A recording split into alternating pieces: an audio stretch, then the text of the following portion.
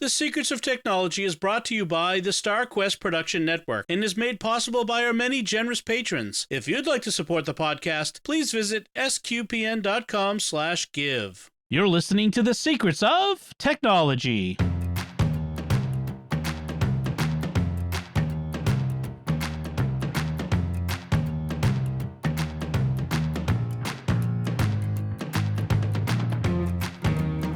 Hi, I'm Dom Bettinelli, and you're listening to The Secrets of Technology, where we discuss the technology news that's important to you from a uniquely Catholic point of view. And joining me today on the panel are Jack Baruzzini. Hey, Jack. Hey, Dom. And Thomas Sanjurjo. Hey, Thomas. Hey, Dom. How's it going? Very well, thanks. Folks, I want to tell you about another show on the StarQuest Network that you're sure to enjoy, and that is The Secrets of Star Trek. Now is a great time to start listening to The Secrets of Star Trek because we're about to start discussing the second season of Star Trek Picard. That's dropping as you listen to this, if you just listen to it as it's coming out next week, the first week of Lent. So hopefully not on Ash Wednesday because I don't want to watch shows on Ash Wednesday.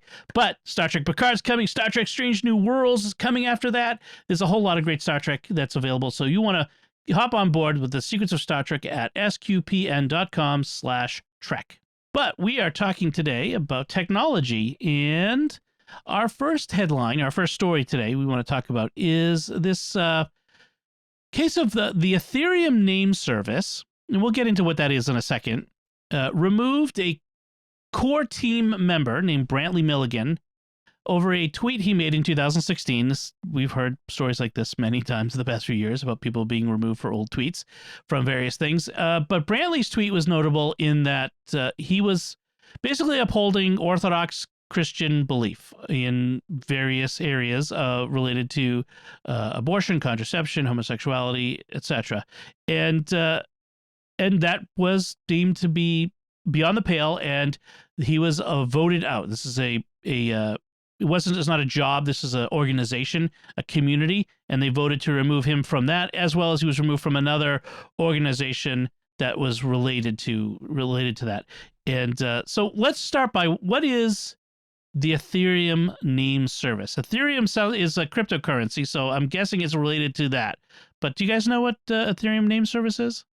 Yeah, it's one of the connectors that basically attaches your domain to your wallet. So to be able to trade with cryptocurrency, you need some way to connect an identifier of yourself online to a wallet so that, it's anonymized, but at some point that money can't just be some bit's money. It has to be a person's money. And so that the name service is the connector between those two things. And so they do there's a lot of really great behind the scenes, as they call it, W3, like the next iteration of the web, stuff going on that keeps everything cryptographically sane and safe and separates any kind of naming scheme from the person, but actually allows the person to log into their wallet and get the money out. It sounds a lot like domain name service, DNS, which is a way of so that we can go to websites by typing in www. and then .com instead of a long string of numbers. And this is a similar thing where we can put in someone's domain, Ethereum domain, .ens, instead of typing in a very long error-prone wallet number. Mm-hmm. And so, yeah. So, and then there was also this other organization called the True Names Limited, which is, I guess, is the organization that actually issues the domains, the Ethereum names, right? That's what I gathered. Yeah. Yeah. I was kind of unclear on how all these things work.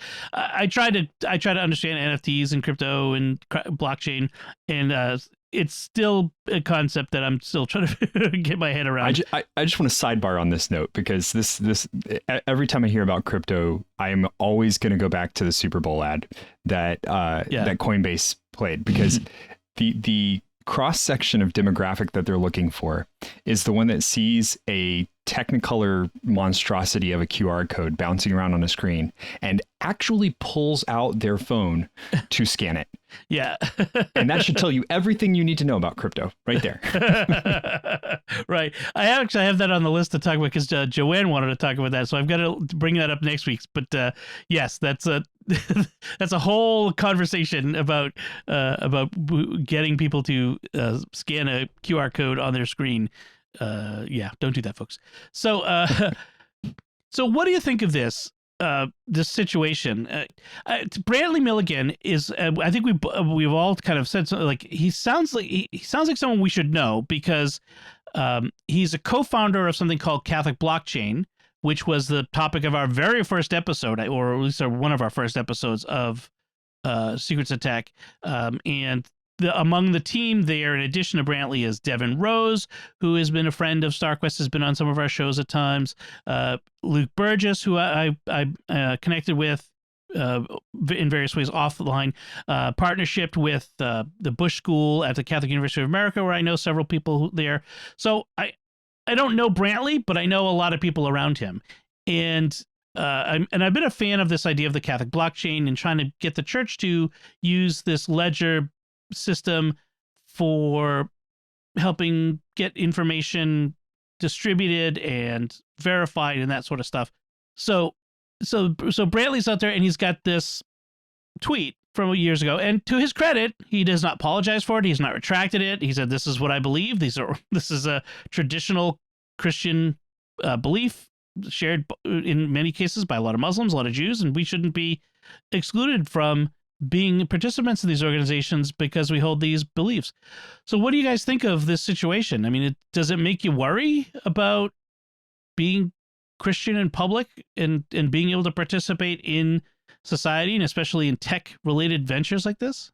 I mean, somewhat. I also think that it's just the current temperature of everything right now where people are very quick to jump on one little thing someone said years ago and extrapolate everything from it based simply on that. And it's a completely separate issue. Like if he was like treating people like in a professional setting differently based upon his beliefs, that is an issue, but that doesn't sound like that's what's going on. It sounds like it's purely just based on his beliefs and what he said.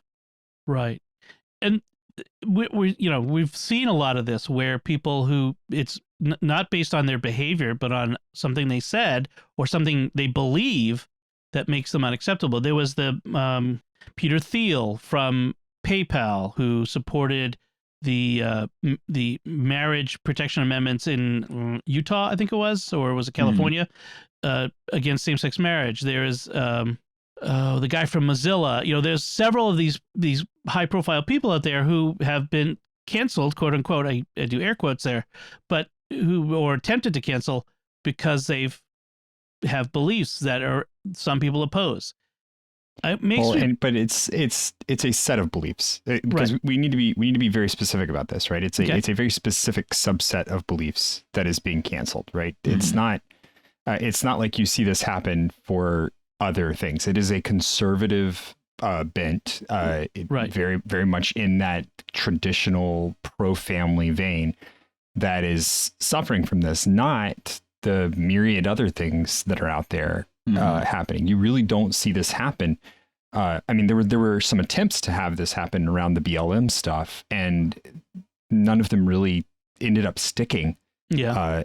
Especially not in this way, where this is almost like a stigma that now this person is going to be carrying around for a while. Mm-hmm.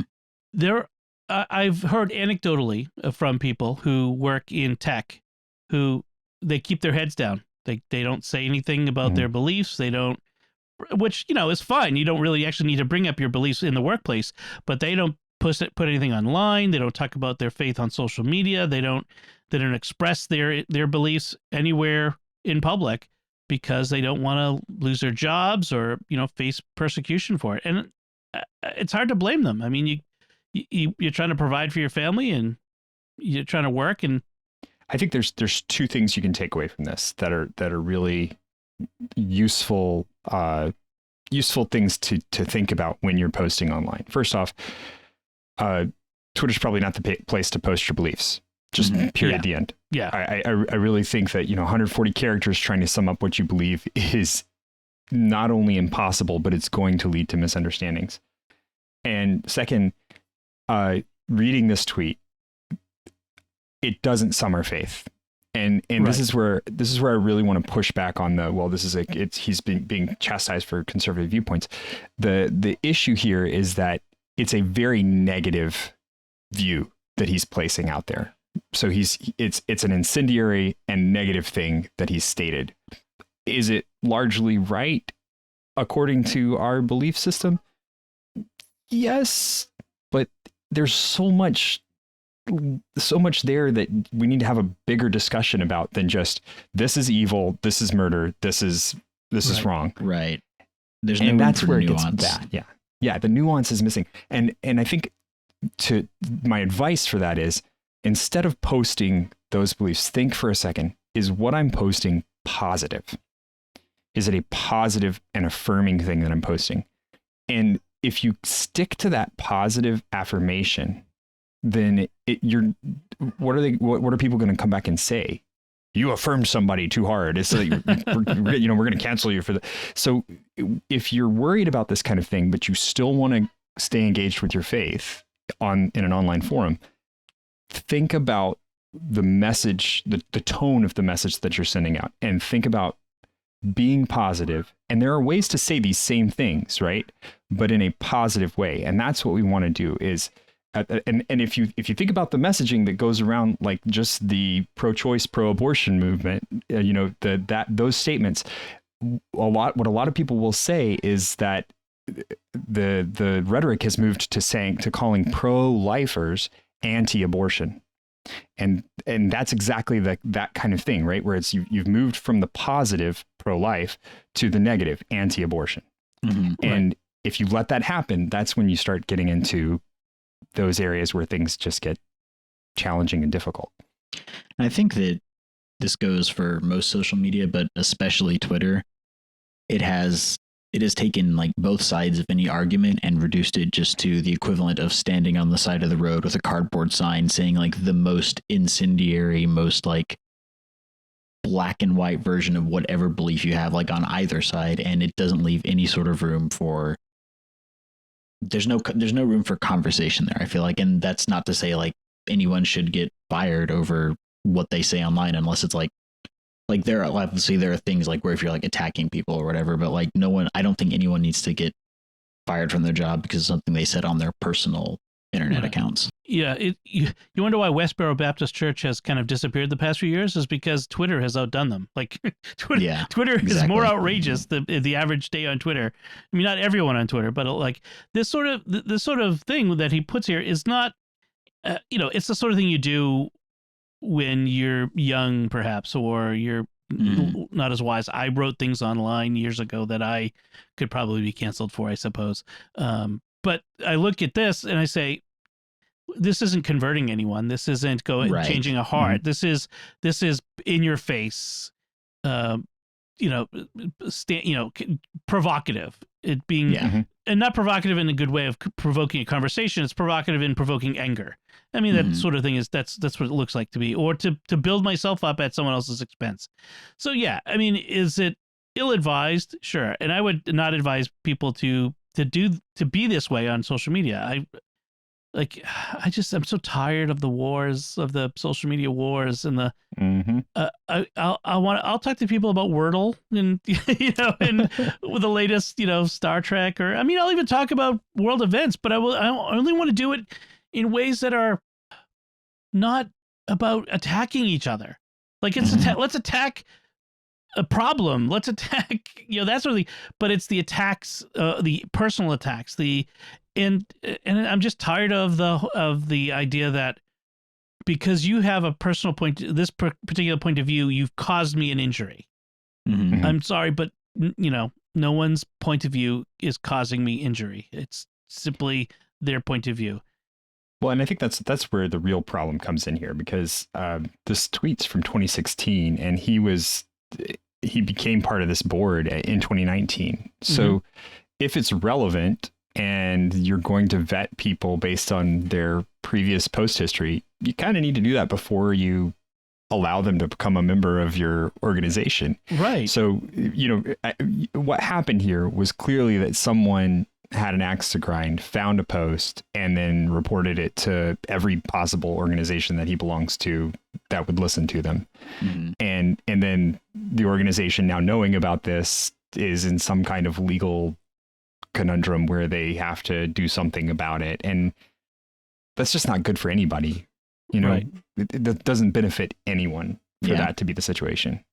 He's apparently also had his Twitter account suspended for this. Although it may be back it may be back by this point. It looks like, but the vote wasn't unanimous. The vote to remove him, and not everyone who voted against removing him have the same beliefs, or some of them even find his beliefs to be offensive, but they have taken the same point of view, which is that's not, whatever his personal viewpoint, it has nothing to do with being part of the Ethereum name service. It's irrelevant to his work, and I would agree with that.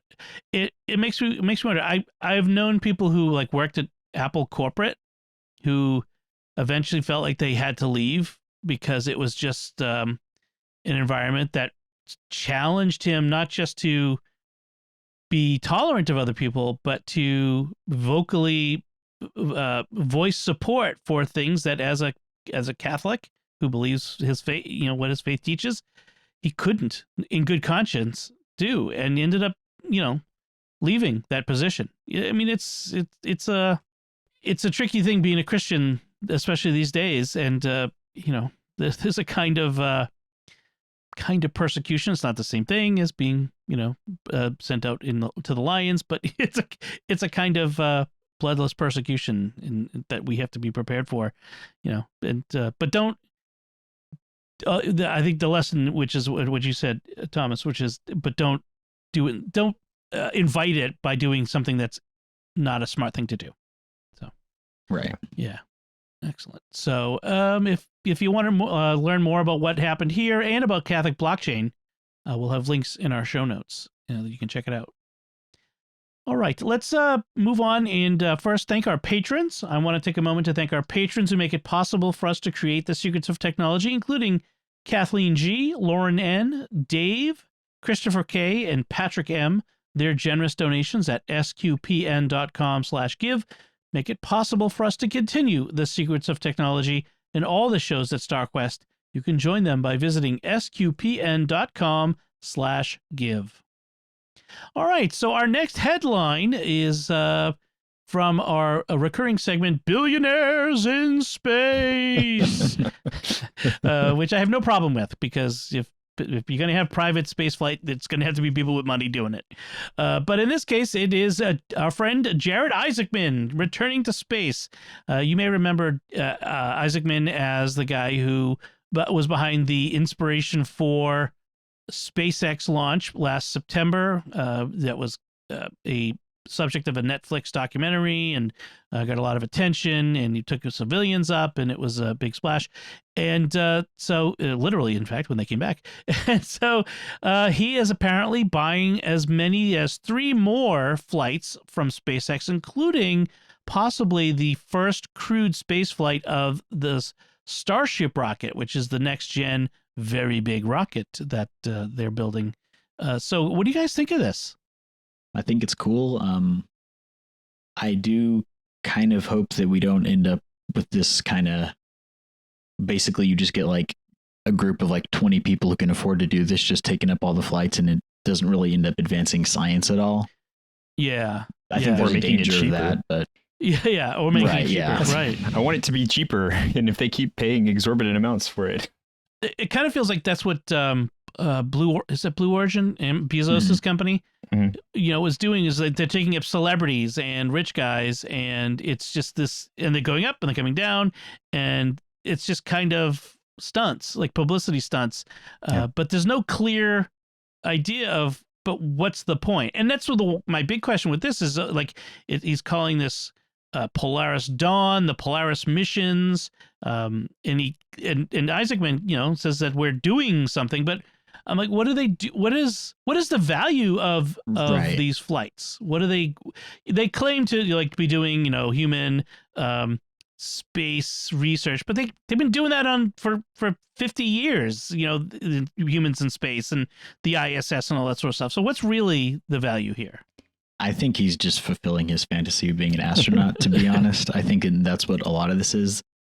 But again, I think SpaceX has done more than both Virgin Galactic and Blue Origin to actually lay out a game plan of this is what we're actually going to do. Like Blue Origin just seems like Jeff Bezos' vanity project. Yeah. But Blue Origin's totally a vanity. But Virgin is actually doing a pretty good job. I've been impressed with Virgins. They're saying that they're doing science while they're up there. It's limited, right? Mm-hmm. But because it's a very short flight, but they're doing science. So they have experiments that are going on.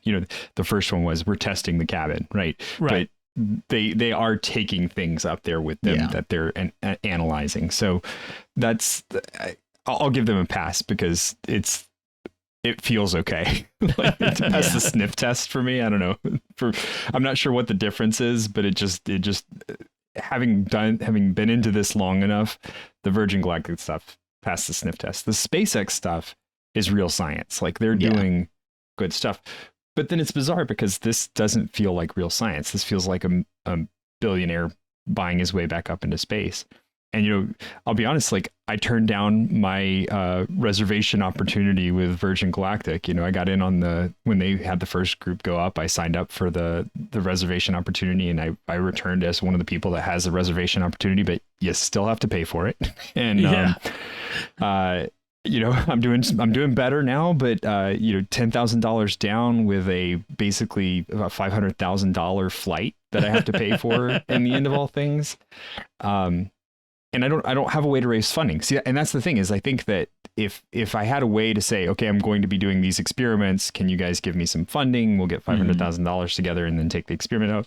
Then yeah, I would go for it. But I just don't have that ability. Right. You don't think we can do like a Patreon campaign, send a SQPN member into space? Dude, I'm in. Let's go. we'll GoFundMe your way to space. There you go. Well, I mean, so one of the things that Isaacman says is like on the Polaris Dawn mission. So that's the next one that may be as early as the end of 2022. Will be up to 5 days in orbit. They're going to do the first private company spacewalk in SpaceX spacesuits, which SpaceX hasn't done EVA yet, I don't think. No. They're going to test the SpaceX Starlink satellite communications in space, because so far that's all been just Earth to ground, or ground to orbit communications, and then the aforementioned scientific research on human health, which is have you lost weight while you're up here, that sort of thing. But they're also building a SpaceX astronaut corps, because the other three people are. Two of them are people I recognize from the Netflix documentary. Scott Poteet he's the chief pilot at SpaceX, and Sarah Gillis was the primary liaison at SpaceX with the Inspiration 4 crew, from what I understand. So, and then this other woman, Anna Menon. So they're all going up they're all SpaceX employees. I think Poteet is an employee. The article doesn't say his, but the other two are definitely SpaceX employees, and they're all going up in this one. So maybe it's a way for SpaceX to fund the building of their astronaut corps by getting a billionaire who wants to go back into space several times to pay for it. Right. I think that's basically what it is they get to be a glorified passenger who just gets to say they've been to space and hang out, and then the real work is going to be done by the other members of the crew. And that's not to cast aspersions on someone who can afford to go into space. Like if I could, I totally would do that more than once. But yeah. I think this is a way of getting the funding. Yeah. That's how exploration was done back in the Age of Sail, right? You would go and petition for the king and queen to support your mission, and then you end up being Columbus, right? Right. Or you be the rich guy who funded his own ship, and it was, you paid for the ship, and you were the the factor. You were basically the supercargo. Is what I'm trying to think of. Yeah. And it wasn't your ship. You weren't the captain, but you paid for it and you got to go. And that's often how it was. So apparently SpaceX already has booked a private Starship flight to the moon for a Japanese billionaire. So that's interesting. He's the guy who's going to take, well, at least when he first announced it, he said he wants to take a bunch of artists with him. Right. Which I think would be an interesting idea. We'll see when it happens. Poem. Yeah. The first line would be no, just kidding. Followed by many I'm bored. I am so bored. Yeah. This is the most boring thing I have ever done. I am floating.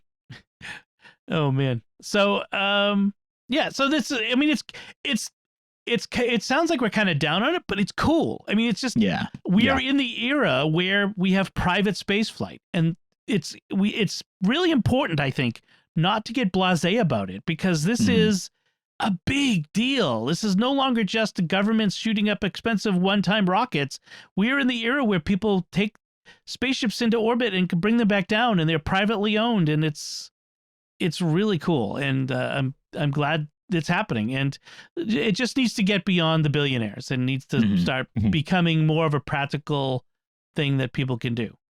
Even companies to do, like, just I need to get my cargo into space to build a thing and for the next Apple gizmo that's going to needs to be manufactured in microgravity or whatever. You know what I mean? Like I want to get to that point where it's that common, that easy. All right, let's move on to our next headline, and this one says the Fed, the Federal Reserve, those in the know call it the Fed. It's CNBC headline. The Fed releases a long-awaited study on a digital dollar, but doesn't take a position yet on creating one. And so, the Federal Reserve has a lot of people have been saying the U.S. needs to create a digital dollar, U.S. crypto central bank digital currency. So you get digital currencies like Bitcoin and Ethereum, and these are the kind of the Wild West of cryptocurrency. You mine it using graphics cards, that whole thing we now talk about. It's extremely volatile. But then there are other kinds of digital currencies, cryptocurrencies, that are more stable. Sometimes they're called stable coins, that are tied to, some of them are tied to what is the word for fiat currency? So like the US dollar or the Chinese yuan or that sort of thing. And so some people say we need to have a digital dollar, a digital version of the U.S. currency. And some people, I would think that there are some in our audience who are wondering, what's the difference? What's the difference between a digital dollar that they're talking about and what we have now with online banking? Do you guys have a decent answer for that? My understanding of this, and I think you know more about this, Thomas, so correct me if I'm wrong, is that currently you have to go through a third party, like a big bank, to actually conduct transactions, or you have to use something like Venmo or something like that. And a digital dollar would be tied to like a blockchain kind of technology, so you could do direct transfers without having to go through an intermediary. Is that correct? Yeah, that's actually a really good analogy. If you think about physical money, we do this with banks anyway, right? You don't go to the government and get a dollar bill. The dollar bills are distributed to the banks, and then the banks distribute the dollar bills out to individuals, and those banks are privately owned. So there is a shift there. So the banks are kind of like the funnel by which we receive the fiat currency of the United States. And this is a big change. Like, this is a really it's a huge deal if they decide to go this way, because it does cut the banks out of that middle slot, and no longer do you have to go to a bank to get a currency. You can acquire the currency directly, and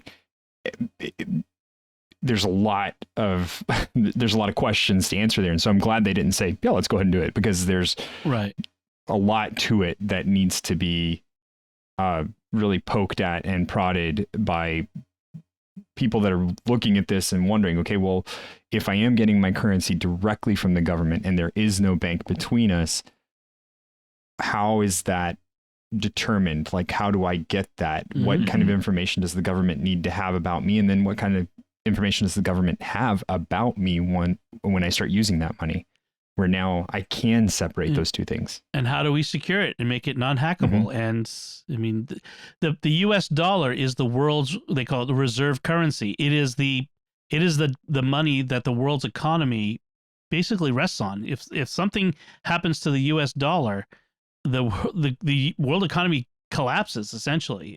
It would come to grind to a halt. So they have to be extremely careful, extremely deliberate in doing this, and I applaud that. China is rolling ahead. They want to take the lead and they've already got a digital yuan out there, and there are some people saying, "Oh, China is going to take over this whole space." I'm like, let China lead on this, because they could end up bad. Well, you look at the other things that are happening concurrently in China, where there is this almost Facebook-like social standing that you have in China, and that is concurrent to this digital currency rising, and it's not a mistake. Those two things are happening at the same time. It's all linked together. Like, I know in China, I was reading an article where you have to like scan your face to even pump gas for your car, and if you are not approved, like if your standing drops below where it needs to be on your social credit score, you will not be able to like pump gas or things like that. And that's the big worry for me about having this kind of, it's not centralized, but this level of control that the government would have over that. And I also have, having worked in government contracting and having to deal with multiple government systems and government websites and things like that, I worry about the technical aspects of it too. Yes. You think 100%. About it. I can give you $100 in cash, just hand it to you, and nobody knows. Like the government doesn't know, my bank doesn't know.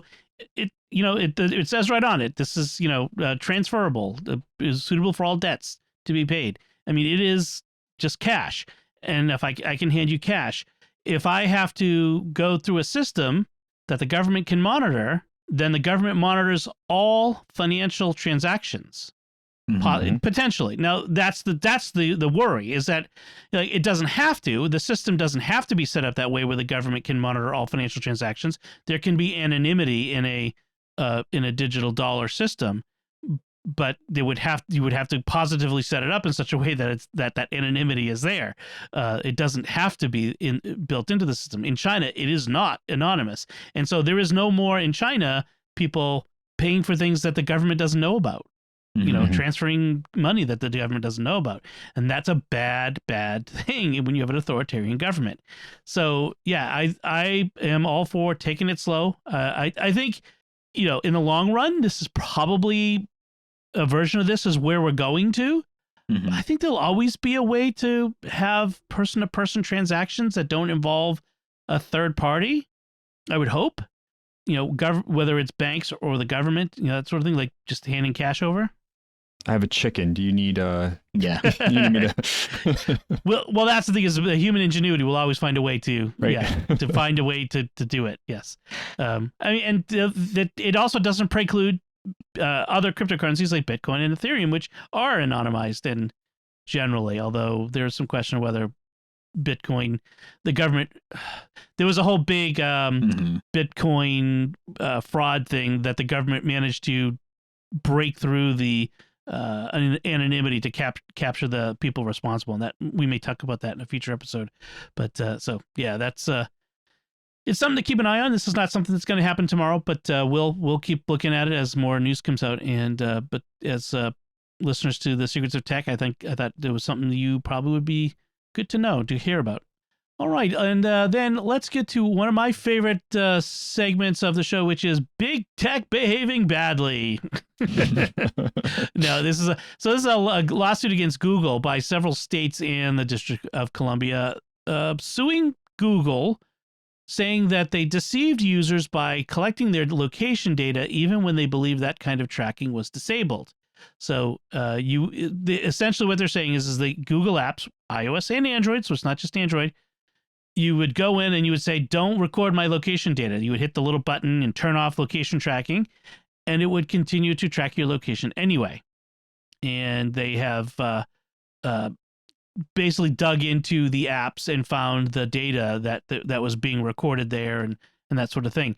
So, yeah, there was no response from Google in the article, the TechCrunch article that I'm looking at, which is kind of interesting so far. I mean, I suppose with the lawsuit, they're not going to say anything until they get to court. Yeah. But if Google's doing it, you can be rest assured that Facebook is probably doing it too, and other bad actors as well. I just want to point out in the brief, dark patterns shows up quite a bit. Yes, Nice. yes, we've talked about dark patterns, and that's one of the ways that they got. It says that they tricked consumers was they used some dark patterns to trick them. Yeah, I mean, this doesn't surprise me in the slightest. And Yeah. even if you look at the way like they have their menu options set up, like you got to expand a lot of things to see exactly what they're tracking on you. They make the like opt out is always like buried at the bottom of the page, all those different things. Like I think most of the time it's not even people turning it off. It's just not realizing how to turn it off and not thinking about it. And it's set up that way on purpose. Or sometimes the option is worded ambiguously, so you're not sure whether clicking the button turns it off or on. So you just, I don't know. Well, and I think part of what they're going at here too is that there's a difference between a central on-off button for your location history and an app-based on-off button for your location history. And it's interesting because they're really splitting the difference here on Google says that you've turned your location off, but Google's apps are using your location. And Right. And that's an important distinction. I think that if there is a central setting that says I want my location history off, then definitely all of the apps that belong to the company that I just clicked that button with should be turned off. And they're not. And like you said, Jack, they're opt-outs or they're buried somewhere in the agreements, and you give an app access to your location once, and it just takes that access and runs with it forever. Yeah. So, yeah. Some of this may also just be that there's a imbalance, or there's sort of a conflict between the aim, which is to provide privacy, and then on the other hand, just how apps work. Like apps work, like Google Maps requires location data in order to provide you with a location on its map. Now, if I say I don't want my history recorded, what I mean is provide me with the data, but don't store this in the cloud and keep it as a record. Don't upload it to your servers and keep this record identifiable with a number that connects directly to me in my phone. And I'm not sure if this is what they're complaining about, because like as the AP quote says, even with location history paused, some Google apps automatically store time-stamped location data without asking. And I would expect Maps to record time-stamped location data without asking while I'm using it. Just don't store it in the cloud attached to my identity.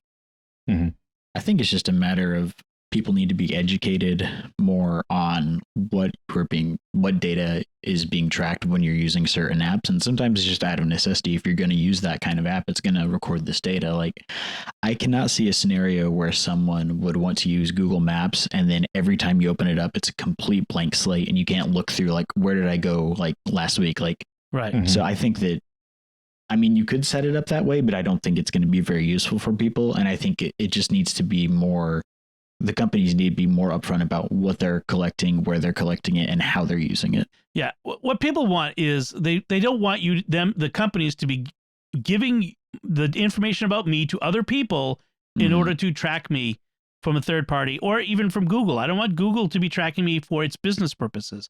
I don't want third parties to be benefiting from my location data, for instance. I want my location data to be in there for my benefit. And I think that's really what it comes down to. Yeah, it's simply stop using my personal information for your corporate commercial benefit. I guess the other side of this, though, is all these Google services are free, and this is how Google pays for it. So at a certain point, it's like, would people be okay with paying like $5.99 a month for access to Google Maps, but it's anonymized, like, and you don't get the ad data shared out? Like it'd be interesting to see the ways to deal with that where you're not being used as the product. Not on the Android environment, no. There's just no way. It's not going to happen. Maybe on iOS, but I mean, I pay Google money every month to store my photos in Google Photos and to keep a larger archive of my email. I mean, that's just I am paying them, and I'm paying Apple, and I'm not paying Facebook, and they will pry my money out of my cold dead hands before I pay Facebook anything for their service. But I mean, many people already are paying. And so, but we have gotten kind of used to, as consumers, used to this idea of paying nothing and then being surprised when we find out we are the product. And we've got to stop being surprised by that. All right. So let's move on to, those are our headlines. So let's move on to our picks of the week. Thomas, why don't we start with you? What is your pick this week? All right. So my pick this week is a bizarre, fun resource. I've used it before, and I want to tell the story of how I got there before I give what the resource is. So I was on YouTube, and the YouTube algorithm knows me so well, and it popped up a video for me, and I was like, yeah, I'll click on that. That sounds cool. And it was about what really happened at Chernobyl. And so I click on the video, and I'm like, okay, this is neat. And it's a classroom setting. And I come to find out that it's an MIT class about nuclear engineering. And this is one of the classes in the course where the professor is explaining what actually happened at Chernobyl. And so I was like, okay. And it was a really interesting discussion of like the nuclear engineering behind what happened at Chernobyl and why everything. So I definitely recommend finding it. It was really cool. But then I was like, wait a minute, this is part of a course. I'm going to go, I know MIT has some free courses out there. Let me see if this is part of one of those courses. And sure enough, there is an entire nuclear engineering course on MIT for free that you can go and audit and take. And it provides a lot of the resources from like a lot of the resources that they can, there's some things that are proprietary that they can't just provide for free. But for the most part, the stuff that's attached to the course, you can go and attend all of the lectures. You can read a lot of the different excerpts and articles. The one thing you can't do is actually go and manipulate the nuclear reactor, which is what apparently all these students got to do, which is so cool. But the course is amazing. And I will say about this particular course, this is not the only course. There are a lot of courses available, and you can search for the ones that just have video lectures if you're really interested, like me, in playing the videos in the background while you're doing something else. But I hated math when I was in high school. I hated it. I just could not stand it. And I became a programmer afterwards. And now I understand math a lot better because of my programming. This professor in 2 classes explained the entire concept of derivative mathematics so simply and so directly by using it in an actual setting that now I understand derivative mathematics. And I took it when I was in high school and could not wrap my mind around it at all. And in 2 lectures, this guy got it for me. So it just goes to show that you can find some amazing stuff. So this is the MIT Courseware site. And just to be clear, they have hundreds of MIT courses, regular graduate and undergraduate courses, available for the public to peruse. And like you said, watch all the classes. You basically audit the course without taking the tests and submitting papers and getting, feedback and that sort of thing and being able to ask questions. But wow, I mean, this is a free education. I mean, you can imagine, what was the Good Will Hunting? If Will had access to this, right? Exactly. No, that's the kind of thing that it's just like, where would I have ever learned about nuclear engineering at all? And there's an entire course available for it. Was this the Introduction to Nuclear Engineering and Ionizing Radiation course? That's the one. Yeah, that's nice. Cool. That's awesome. But it's also not just science. I mean, you think MIT is science and engineering, fine arts, humanities, art history, linguistics. There's even religion, which is kind of sparse, but yeah, as you'd expect. Well, and some of it you're limited to a little bit of it is what they did as part of this open courseware program, right, and uploaded. And so some of them are kind of old too, so you just have to dig through a little bit to figure it out. But it's ocw.mit.edu for the website. It's pretty cool, and it's all free. It's awesome. That's awesome. So, Jack, what is your pick this week?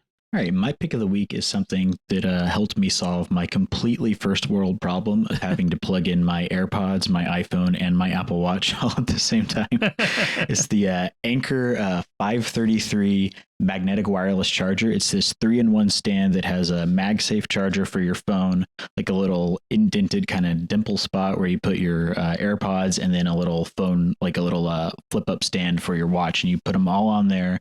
It comes with like a 20 or 30 watt wall charger. It's USB-C, so you plug in that one charger into this device, and it charges all three of them wirelessly. And it's really nice if you have multiple devices to charge, because it cleans up your space, and you just put them all on there and let them charge. I think it's like $60, but it's cheaper than some of the other options I've seen out there, especially the Apple options, which are just way overpriced. Right. And it's nice and sturdy, and I like it a lot.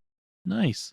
Yeah, I'm still doing the barbarian thing. I've got like a separate Apple Watch stand and a separate. I actually one I picked of the week recently was the one I got for the MagSafe for the phone and that sort of thing. So, yeah, this is pretty cool. It's actually something maybe I'll get my wife for her birthday when it comes around, because she's her nightstand is a mess, and so nice. we need to clean this up for her. That's good.